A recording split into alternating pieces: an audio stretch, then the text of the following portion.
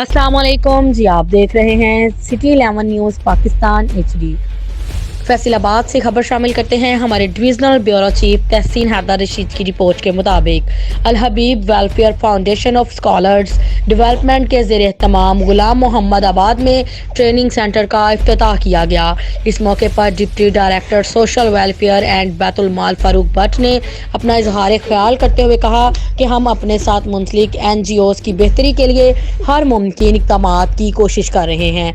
मज़ीद गुफ्तगू में इन्होंने कहा कि दारा रजिस्ट्रेशन अथॉरिटी है, ना कि डोनेशन अथॉरिटी तंजीम। इस मौके पर मौजूदा तंजीम के सदर मलक यासीन अनवर का कहना था कि हमारे अदारे के तमाम मेंबरान इस बात पर मुत्फिक हैं कि किसी भी माली मदद करने की बजाय इसको हुनर सिखाया जाए ताकि वो अफराद भी आम इंसानों की तरह मुआशरे में जी सकें और इसकी हलाल कमाने के साथ मज़ीद तरक्की करें। इसी विज़न पर हमारी NGO काम कर रही है। इस इफ्तिताही तकरीब में अलियास बेग, रफ़ीक अहमद, अदनान नज़ीर, वकास असगर और महम शाह भी शामिल थे।